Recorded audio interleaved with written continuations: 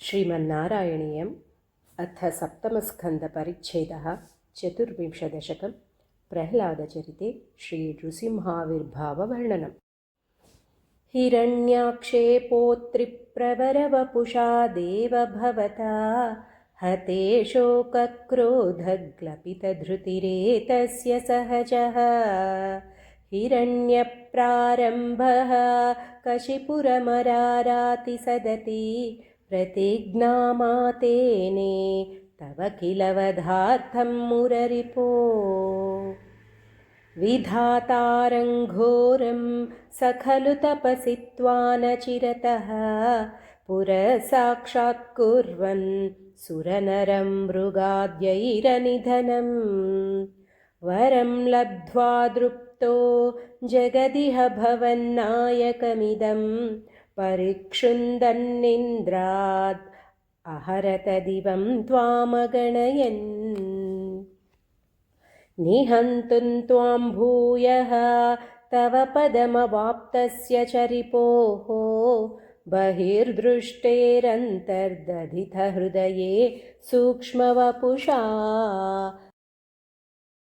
नदन्नुच्चैस्तत्रापि अखिलभुवनान्ते च मृगयन् भियायातं मत्वा स खलु जितकाशीनिववृते। ततोऽस्य प्रह्लादः समजनिसुतो गर्भवसतौ मुनेर्वीणापाणे रधिगतभवद्भक्तिमहिमा। स वै जात्यादैत्यः शिशुरपि समेत्य त्वयि रतिं गतस्त्वद्भक्तानां वरद परमोदाहरणताम्। सुरारीणां हास्यं तव चरणदास्यं निजसुते स दृष्ट्वा दृष्टात्मा गुरुभिरशिशिक्षच्चिरमुमुम्। गुरुप्रोक्तं चासाविदमिदमभद्राय दृढमिति अपाकुर्वन् सर्वन् तव चरणभक्त्यैव ववृधे। अधीतेषु श्रेष्ठं किमिति परिपृष्टेऽथ तनये भवद्भक्तिं वर्याम् अभिगदति पर्याकुलधृतिः। गुरुभ्यो रोषित्वा सहजमतिरस्येत्यभिविदन् वधोपायानस्मिन् व्यतनुत भवत्पादशरणे।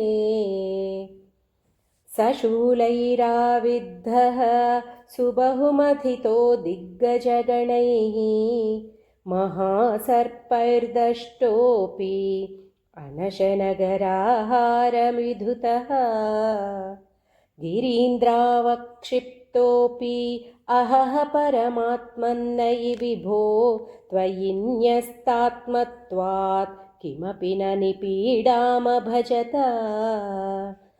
ततः शङ्काविष्टः स पुनरतिदुष्टोऽस्य जनको गुरूक्त्या तद्गेहे किल वरुणपाशैस्तमरुणत्। गुरोश्चासान्निध्ये स पुनरनुगान् दैत्यतनयान् भवद्भक्तेस्तत्त्वं परममपि विज्ञानमसिषत्।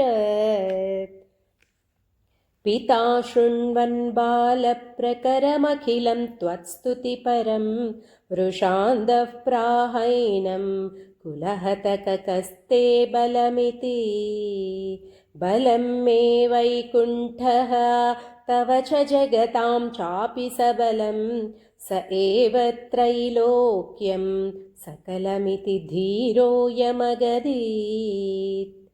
अरे क्वासौ सकलजगदात्मा हरिरिति प्रभिन्ते स्म स्तम्भं चलितकरवालोदिति सुतः। अतः पश्चाद्विष्णो न हि वदितुमीशोऽस्मि सहसा कृपात्मन् विश्वात्मन् पवनपुरवासिन् मृडय माम्। ప్రహ్లాద చరిత్రము అను 24వ దశకము సమాప్తం. హరే శ్రీనివాస.